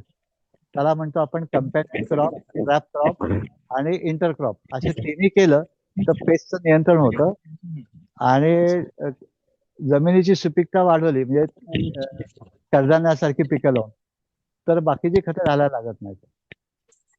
हा जरूर सर, करता सध्या येईल. माझ्या शेतामध्ये वडील सध्या कॅश क्रॉपच घेत आहे सर, आणि त्यांना नवीन पिकं घ्यायला असं हे नाही होत. आणि मी शेतामध्ये काही प्रयोग सुद्धा करतो, वर्मी कंपोस्ट, वर्मी कल्चर, काऊ डंग पासून. हम्म. म्हणजे कावडंग म्हणजे तुम्ही कॉलेजमध्ये जाता म्हणून कावडंग म्हणता, आम्ही शेण म्हणतो. आणि सर मी तुमचं पुस्तक सुद्धा वाचत आहे, नैसर्गिक शाश्वत शेती. हा मग खूप त्याच्यात चांगलं आहे सर. बरंचसं लिहिलंय मी. तर हो सर. तुम्ही काय करा की 30 एकर तुमची शेती आहे तर तुम्ही हा 10 गुंठ्यापासून सुरुवात करा आणि वडिलांना मला 10 गुंठे जागा द्या, मी त्याच्यामध्ये करतो आणि कॅश क्रॉप करायला हरकत नाही. पण लक्षात घ्या मुद्दा की उद्या कोविड झाला तर तुम्ही विकणार कुठे नाही, आणि त्याचा बाजार मार्क कोणी ठरवायचा? मीच ठरवणार, व्यापारी व्यापारी ठरवला का तुम्ही ठरवला? व्यापारी ठरवणार. बरोबर. आता तुमच्या ताटात तुम्ही जे जेवताय ते शेतात किती बनतं त्यातलं? काय म्हटले सर? तुम्ही ताटात जे जेवता त्याच्यातलं शेतात किती बनतं? सर्वच बनते सर टाटाचे जो. म्हणजे तुमचं ताट शेतातल्या पिकापासून बनतं. हो, हा, मग तुम्ही काय म्हणता कॅश क्रॉप बनवतात म्हणून? म्हणजे कॅश क्रॉपला तेवढा, म्हणजे आमचं एवढं शेती आहे पण त्यानुसार त्याचं प्रोडक्शन कॉस्ट तेवढा नाही मिळत आहे सर. म्हणजे अदर दॅन आता तुम्हाला मी शेती सांगितली 30 एकर, तर किती इन्कम आहे वाटते, पण रिअलिटी इन्कम नाही आहे ती, नाही नाही, एवढी बरोबर आहे मिळत ना. नाही. ते मिळत नाही कारण काय आहे की तुम्ही जे विकताय ते दुकानदाराच्या ताब्यात आहे. तुम्ही भाव नाही ठरवत. हो ना. हम्म? त्याचे तुम्ही खूप पिकवलं म्हणून काही खूप पैसे मिळतात असं होत नाही. समजा तुम्ही हळद लावली तर तुम्ही हळदीची पावडर विकू शकता का? त्याला पैसे मिळतील. नाही. हळद विकून पैसे नाही मिळणार. हो ना. सोयाबीन विकून पैसे नाही मिळणार. तो बाजार ठरवणार तुम्हाला सोयाबीनचा भाव काय ते. पण त्याच काळामध्ये तुम्हाला लागणार, तुम्ही जे आता म्हणताय की मी ताटातलं आमच्या सगळ्या शेतातनं बनतं, माझा विश्वास नाहीये. कारण तुम्ही दररोज विष खाताय का? मग तुम्ही भाजी इनडायरेक्टली खातच आहोत सर. मग ते बंद कधी करणार विष खाणं? का घरामध्ये कोणी मयत झाला कॅन्सरने की बंद करणार? आपण शेतकरी म्हणून आपली जबाबदारी आहे आपण विष नसलेलं खायचं आणि विकताना सुद्धा विष नसलेलं विकायचं. तर तुम्ही जे काय यादी करा तुमच्या शेतामध्ये काय बनवता, काय भावाने विकलं जातं, त्याची इनपुट कॉस्ट काय आहे आणि तुम्हाला ते श्रमातनं किती मिळतात. म्हणजे जसं तुम्ही आता मला की तुम्हाला काय कल्पना आहे का 30 एकर मधनं किती पैसे मिळतात, तर 30 एकर मधनं 30,000 तरी मिळतील की नाही मला शंका आहे सीझनचे. कारण काय आहे, डिमांड अँड सप्लाय हा रूल आपण कोलॅप्स केलाय आणि शेजारी ज्याला पैसे मिळतात तेच आपण लावतोय. ज्याला पैसे मिळाले ते लावतोय, ज्याला पैसे नाहीयेत ते लावलं तर पैसे जास्त मिळतात. कारण सगळेच जण पैशावर पीक लावतात आणि ज्याला पैसे मिळत नाहीत त्याला कष्ट जास्त आहेत म्हणून ते लावत नाहीत. आणि आम्हाला तुम्ही जे म्हणत कॅश क्रॉप म्हणजे काय आहे? ज्वारी, बाजरी, भाजीपाला, कडधान्य काय? कांदा, मिरची, वांग काय? कॅश क्रॉप मध्ये ज्वारी तुमचं काय? कॅश क्रॉप मध्ये शुगर कॅन, हळद, कापूस, सोयाबीन हेच. सोयाबीन घरी खाता? नाही सर. ऊस घरी खाता? नाही. हळद घरी खाता? नाही सर. मग घरातलं काय बनवतं असं मी विचारलं तुम्हाला. ताटातलं ज्वारी, गहू. ज्वारी, गहू सर. हा तीळ तीळ म्हणजे घरी लागण्यासाठी आम्ही पेरतो. बरोबर. आता हे हळद हम्म. पेरली तर तुम्ही हळद विकता का हळद पावडर विकता? हळद विकतो सर डायरेक्ट. पावडर का नाही विकत? पावडर सर प्रोसेस माहित नाही. मार्केटिंग आता तुम्ही शिकताय ना. हा. आत्ताचा कल आहे लोकांचा अनब्रँडेड शेतात पिकलेलं घेण्याचा. तुम्ही तुमचा ब्रँड हम्म. करू शकता. तुम्ही तुमच्या गावामध्ये शेतकरी एकत्र येऊन फार्मर प्रोड्युसर कंपनी करू शकता. जी कंपनी करून सगळेच हळद लावणारे तुम्हाला मार्केट उपलब्ध होऊ शकतं. ब्रँडिंग होऊ शकतं आणि ब्रँडिंग केलं की तुम्हाला त्याचे पैसे जास्त मिळणार आहेत. तुम्ही खूप मेहनत करताय पण पैसे मिळण्याची मेहनत नाही करतात. तुम्ही उत्पादनाची मेहनत करताय. तुम्ही मगाशी म्हणताना म्हणाला मार्केटिंग कोणी करायचं, तर marketing is a skill. Production activity is also skill आणि प्रोसेसिंग करणं हे सुद्धा स्किल. ही स्किल आत्मसात करायला लागेल जर स्केल मोठा असेल तर. आम्हाला 1 एकर शेती असते तर आम्हाला काही स्किल डेव्हलप करायची गरज नाही. कारण माझ्याकडे खपणार आहे आणि माझा शेजारी पाजारी घेणार आहे. आणि आम्ही ताटातल्या सगळ्या गोष्टी जेव्हा करणार आहोत त्या सगळं थोडं थोडं असणार आहे. टनावारी काहीच नसणार आहे. कारण टनावारी तयार झाली की विकायचं कुठे तर बाजारच फक्त. तर त्याचा विचार करा आपल्याला काय काय करता येईल. तुम्ही शहराच्या जवळ राहता. आता शेती करणारे लोक कमी आहेत. तर हो सर. तुम्ही चांगलं प्रॉडक्ट केलं आणि आता सोशल मीडियाच्या माध्यमातून टाकलं आतापर्यंत तर लोक तुम्हाला मागणी करू शकतात. हो सर. ठीक आहे. चालेल. धन्यवाद सर. ओके. आता एक शेवटचा प्रश्न घेऊ कोणाचा असेल. काका सर, माझा प्रश्न नमस्कार. आहे. उदयराज भोमले बोलतोय वर्धेवरनं. बोला. काका माझा 1 एकर मध्ये सध्या ड्रॅगन फ्रूट आहे व्हेरी आणि गुड. त्यानंतर मला आता आणखी माझं 1 एकर आहे. म्हणजे मी माझ्या वडिलांकडनं 2 एकर घेतलेलं की मला प्रयोग करायसाठी. तर 1 एकर मध्ये माझं ड्रॅगन फ्रूट आता समजा 6-6 फुटाचा आहे. 8 महिने झालेत. 6-7 फूट आहे आणि जो उरलेला 1 एकर आहे तिथे मला इंटरक्रॉपिंग करायची आहे. म्हणजे ड्रॅगन फ्रूट मध्ये नाही उरलेल्या 1 एकर मध्ये. हा तर तिथे मला लिंबाचे झाडं किंवा असे जे मला उत्पन्न देईल अशी झाडं लावायची आहेत. तर त्या उद्देशाने मी कोणते लावू हे थोडं विचारायचं होतं. हा. तुमच्या आजूबाजूच्या शेतकऱ्यांकडे सर्वे घ्या. की तुमच्या इथे लिंब समजा तुम्ही गृहीत धरलं तर लिंब कुठली लावू, किती वर्षांनी येतील, त्याला त्यांनी खत पाणी काय घातलं, त्याच्यात कुठून रोपं आणली. तर माझ्या माहितीमध्ये लिंब विकून पैसे नाहीत. लिंबाचं प्रोसेसिंग करून पैसे आहेत. कुठल्याही गोष्टीला शेतकरी 1 एकर मध्ये लिंब विकणं काय अडचण नाही. आणि लिंबामध्ये आंतरपीक तुम्हाला घेता येऊ शकतं. ते आंतरपीक तुम्ही ज्या हवामानात राहता आणि तुमच्याकडे पाणी किती आहे याच्यावर अवलंबून असतं. पाणी सध्या मुबलक आहे आमच्याकडे इकडे वर्धा जिल्ह्यामध्ये.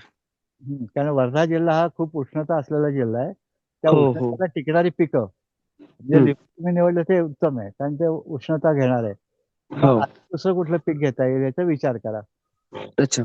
तशी मी यावर्षी छोट्या म्हणजे थोड्याशाच जागेत हळद घेतली. तिथे मला 35 किलो हळद झाली. आणि मी ती एका मशीन वरून 500 रुपये रोजाने ती पूर्ण काढून घेतली आणि ती विकली. तर तिथून मला 12-13 हजार रुपये आले त्याचे. तर प्रोसेसिंग करून विकली आणि इंस्टाग्राम वरून मार्केटिंग करून मी वर्धा जिल्ह्यामध्ये विकली. तुम्हाला उत्पादन आणि विक्री व्यवस्था याचं गणित जमलं. आता हे जे गणित आहे हे गणित लॅब गणित आहे. ते तुम्ही मोठ्या प्रमाणात करा म्हणून तेवढे पैसे मिळतील असं नाही. त्याच्यात हम्म, 70% मिळतील. हं? अच्छा. तर तुम्ही ते हळद करा आणि हा. हळदीमध्ये अजून चांगल्या जाती कुठल्या ते ठरवा. अजून ओके. मिळतात ते. कारण कर्कुमीचं प्रमाण जितकं जास्त तितके हा लोक हा. जास्त घेणार. हो आणि तुम्हाला विक्री व्यवस्था जमलेली आहे. आणि मग हो हळदीमध्ये इंटरक्रॉप घ्या. हळदीमध्ये तूर लावा, मिरची लावा आणि त्याच्यातनं तुम्हाला अजून बाकीचे पैसे मिळतील हळदीच्या सोबत. अच्छा. पण त्याचा काही इफेक्ट नाही होणार ना काका असा की हळदीमध्ये किंवा दुसऱ्या ह्याच्यामध्ये जर तुम्ही आपण मला प्रश्न विचारला तर मी उत्तर देताना इफेक्टिव्ह असं देईन का उत्तर? नाही नाही नाही नाही म्हणजे आता माझा डाऊट की माझं कसं मी थोडं म्हणजे नवीन नवीनच आहो शेती करणं म्हणजे माझ्या आधी पारंपरिक होत होती पण ते आपलं थोडं बाबांना मदत करायची ठीक. किंवा असं हा. करायचं. आत- आता मी आत- पर्सनली स्वतः शेती करतोय त्याच्यामुळे बरोबर. थोडं आता शेती तुम्ही करणार तर शेती शिकायला लागेल. तुम्ही आता बरोबर. हळदीचा विषय घेतला म्हणून सांगतो. आम्ही 13 आणि 14 ला ऑनलाईन प्रशिक्षण वर्ग आहेत आमचे. 13 तारखेला आहे वेलभाज्या हो आणि 14 तारखेला आहे तेल पिक आणि हळद. हो सकाळी 9 ते 12 आणि 2 ते 4:30 असा हो वर्ग आहे. त्याला तुम्ही जॉईन होऊ शकता. आणि नक्की नक्की हो मी हळद बघितली ती लावताना पोस्ट. हो हळद लावताना अजून चांगली कशी उत्पादन घेता येईल आणि बरोबर. हळदीसोबत अजून काय पीक घेता येईल. कारण वातावरणाच्या बदलाने हळदीचा भाव पडला हो किंवा आलीच नाही तर दुसरं काय असावं. हम्म. तर ते आपण त्याच्यातनं सांगायचा प्रयत्न करतो आणि आपण तसं करतो आणि तो अनुभव घेतल्यानंतरच सांगतो. चालेल. हं? ओके. थँक्यू. एक मॅडम कोणतरी प्रश्न विचारत होता ना आपण हॅलो काका, हा मी सांगलीतून बोलतोय. हा प्रणव, माझ्याकडे 1.5 एकराचा प्लॉट आहे. हा त्यामध्ये मला म्हणजे 12 ते 15 प्रकारच्या भाज्या करायच्या आहेत. म्हणजे बऱ्यापैकी आपल्या आठवड्याला जेवढे पण भाजी लागतात की नाही आणि त्या पूर्ण ऑर्गॅनिक मध्ये. Very good. तुमचं हा, शिक्षण काय आहे? शिक्षण माझं आता डिग्री कंप्लीट झाल्या. नाही माझं नाही नाव प्रणव आहे. शेतीचं शिक्षण काय असं विचारलं मी. शेतीचं जवळपास माझं शेतीचं शिक्षण नाही माझं, म्हणजे अनुभव हा आहे माझा. अनुभव आहे. काय होय, काय काय जवळपास लावण्याचा काय काय लावण्याचा अनुभव आहे? अजून पण म्हणजे काकडी, दोडका पण सगळं केमिकल मध्ये होतं माझं. हा आता तुम्ही जेव्हा 1 एकर मध्ये करणार आहात हम्म. भाजीपाल्याला माणसं खूप लागतात. होय, माणसं पाणी लागतात पाणी भरपूर. खूप लागतं आणि एक टीम लागते काढणारी आणि एक टीम होय लागणारी विकणारी. होय तर त्याची विक्री व्यवस्था तुमच्याकडे होणार आहे का ते बघा आणि तुम्हाला स्काय इज द लिमिट एवढं आपण करू शकतो. होय, विक्रीचं म्हणजे कसं म्हणाले मी, होम डिलिव्हरी केली तरी चालेल का म्हणजे ऑर्गॅनिक नाही भाज्यांची? ते मी कसं सांगू. हा, बरोबर आहे. तुमच्या इथे लोकांची मानसिकता काय आहे? पुण्यामध्ये मानसिकता आहे, होय मुंबईमध्ये नाही. होय त्याचे तुमच्या शहराची मानसिकता काय आहे? तो जर असं आहे म्हणजे रिकामा असेल तर म्हणतो मी बाजारात जाऊन बार्गेनिंग करून विकत घेईन नाही आणि आयटी म्हणजे वाला आता असेल तर तो म्हणतो की मी मला घरी पाठवतो बरं पडेल. होय, आता आमचा जिल्हा सांगली जिल्हा येतोय. हम्म. म्हणजे सांगलीत होईल का तसं? माल मी कसं सांगू सर. मी होय का? कोकणात राहतो हा, आणि आमच्याकडे माणसं मिळत नाहीत म्हणून आम्ही भाजीपाला बंद केला. असं झालं काय? म्हणजे भेंडी लावली समजा मी आणि भेंडी हम्म. उद्या खुडाला माणसं नाही आले तर उद्याची पण भेंडी गेली आणि पुढची भेंडी पण येणार नाही. होय, नाही आमच्याकडे म्हणजे मिळतात, बऱ्यापैकी माणसं मिळतात.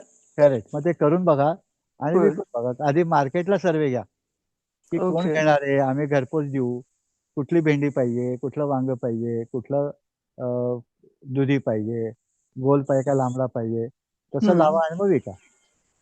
जसं की आता उन्हाळा आणि पावसाळा आहे की नाही, ज्यामध्ये आता सगळ्यात म्हणजे बरं कोणतं पडते ऑर्गॅनिक करायला? तिन्ही सीझन तुम्हाला ऑर्गॅनिक करायचं तर ऋतूचा काही संबंध नाही.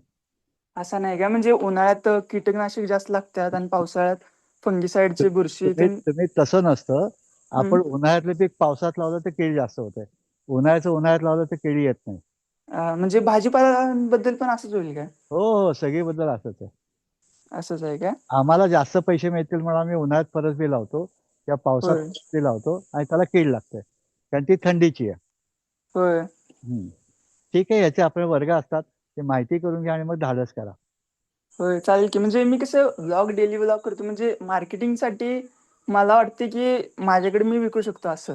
ओके. मग एक पहिलं काम करा. हम्म तुम्ही गिराईक शोधा आणि हम्म आजूबाजूच्या शेतकऱ्यांकडनं विकत घ्या.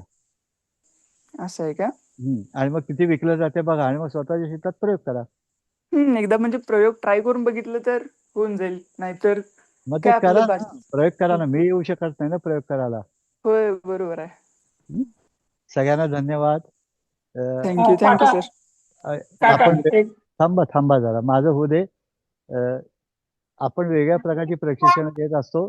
त्या प्रशिक्षणामध्ये 1 दिवसाची, 2 दिवसाची आणि हिंदी आणि मराठी असे दोन्हीमध्ये असतात. तर आता आपलं 6 जून पासून 50 शनिवारचा एक प्रशिक्षण वर्ग आहे ऑनलाईन.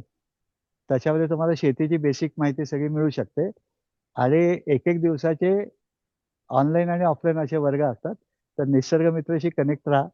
या आता ग्रुपवरती त्याच्या पोस्ट येत राहतील. त्याच्यातनं तुम्हाला इच्छा असेल तर तुम्ही प्रशिक्षण घेऊन, कारण कुठलीही गोष्ट करायची झाली तर आधी आपल्याला त्याचा अभ्यास असला पाहिजे.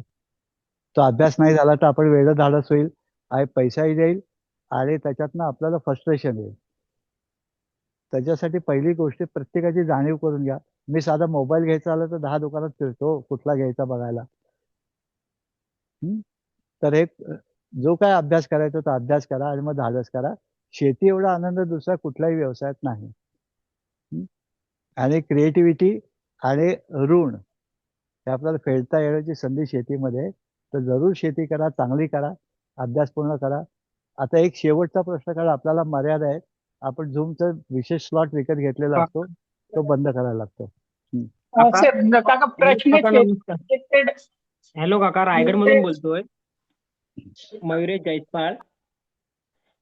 तर काका माझा प्रश्न आहे, मी 3 वर्षाची आंब्याची झाडं लावली आहेत, तर ती आता उन्हामुळे मरतायत. मी त्यांना 1 दिवसात पाणी घालायचो, तर त्याला काय करू शकतो पर्याय? ठिबक सिंचन करू का काय करू? मुळात तुम्ही 3 वर्षाची झाडं लावली हे चुकीचं लावलंय. तर तुम्हाला त्याला पाणी फ्लड इरिगेशन द्या आणि फक्त खड्ड्याची जागा भिजवू नका, आजूबाजू भिजवा. आणि माझ्या मते तुम्ही फक्त आंबे लावले, चारी बाजूला झाडं नाहीयेत, तर तुमच्या प्लॉटमध्ये गरम वारे येत आहे. हा बरोबर सर. तर ते बाजूची झाडं सुद्धा लावा. आपण घरामध्ये बसताना खिडकीतनं गरम वारे येऊन म्हणून पडदा लावतो. बरोबर. त्या आंब्याला गरम झाडं लागतायत, तिथे आजूबाजूला काहीच नाहीये. तर नाही सर, ओपन प्लॉट आहे. बरोबर. म्हणजे आता तुम्हाला 15 दिवस पावसात येईल, 15 दिवसात पाऊस येईल, तोपर्यंत त्या शेतीला झाडांना, झाडाच्या आजूबाजूला सगळ्या जमीन भिजवा. हा ओके ओके. मग सर ठिबक सिंचन केलं चालेल ना? ठिबक सिंचनाने जमीन भिजणार नाही सर. मी तुम्हाला काय सांगतोय, तुम्ही मगाशी पहिल्यापासून होतात का आता आलाय? तुम्हाला तुमचं वय किती? तुमचं वय किती? माझं वय 22 आहे सर. 22. तुम्हाला बाटलीचं दूध पुरेल? नाही सर. दिवसभरामध्ये 2 बाटल्या दिलं, बाकी काही नाही सर. मी त्यांना ड्रमातून पाणी घालायचो 4-4-5 लिटर, 1 दिवस 8. अरे तुम्ही दिवसाला 5 लिटर पाणी पिताय साहेब. हा बरोबर सर. उन्हाळ्यामध्ये, आणि ते झाड उन्हात आहे. तुम्ही उन्हात राहून बघा किती वेळाने परत तहान लागते. हो सर. आणि तुम्ही जे पाणी देताय ना, ते पाणी कमी पडल्यामुळे त्या पाण्याची वाफ होते आणि ती झाडांना अजून त्रास देते. सर हा सर, झाडाच्या बुंदात मल्चिंग सुद्धा केलंय. मग काय करू पर्याय सर याच्यावर? पाणी जास्त घाला ना सर. Okay okay okay. आणि आजूबाजूची जमीन सुद्धा भिजवा. Okay, thank you sir.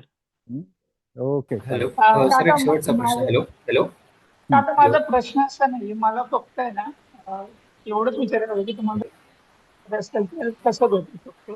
माझे जे काय खूप आवाज येतो, खूप आवाज आहे, मी तुमच्याशी बोलू शकत नाही व्यवस्थित. जर तुम्हाला प्रत्यक्ष भेटायचं असेल तर कसं आणि कधी भेटावं लागेल? माझा नंबर आहे 93. एकच मिनिट, एकच 93 9324 24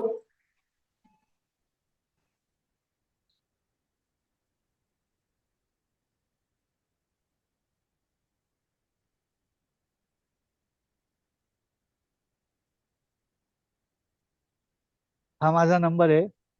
9324601272. माझा फोन 7 ते 7 चालू असतो.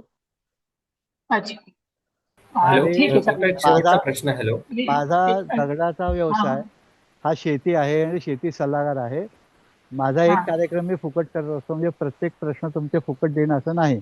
कारण मला त्याच्यासाठी माझा वेळ जायला लागतो आणि माझी शेती थांबायला लागते मग तुमच्याशी बोलताना. हा माझा व्हॉट्सअप नंबर आहे. त्या व्हॉट्सअप नंबरला तुम्ही तुमचे प्रश्न टाका. मला जेव्हा वेळ मिळेल तेव्हा मी त्याचं उत्तर देईन. ओके. आता आपला वर्ग हा संपलेला आहे. आता परत आपला वर्ग जेव्हा तुम्ही या गटावरती प्रश्न विचारू शकता, ते प्रश्नाचे उत्तर मला वेळ जमेल तसं मी देईन. तुम्हाला प्रश्न, हा गट आता स्थापन केला, तुम्हाला गटामध्ये घेतलेला आहे, त्याच्यात तुम्ही तुमचे प्रश्न मांडू शकता. ओके. आणि हा परत पुढच्या महिन्यामध्ये दर महिन्याच्या पहिल्या बुधवारी हा कार्यक्रम असतो. प्रत्येकाच्या प्रश्नाला उत्तर देता येईलच असं नाही, कारण आपल्याला वेळेची मर्यादा आहे. तर तुम्ही जे काय सहकार्य दिलं त्याच्यावर धन्यवाद. तुमची शेती चांगली हो. आणि आत्ता हा नेहमी प्रयत्न करा की येणारा पुढचा काळ हा बिकट आहे.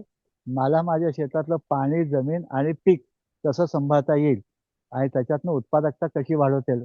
पर drop more yield, soil conservation आणि रेन वॉटर हार्वेस्टिंग या 3 गोष्टी डोळ्यासमोर ठेवून प्रयत्न केले तर आपण नक्की यशस्वी होऊ.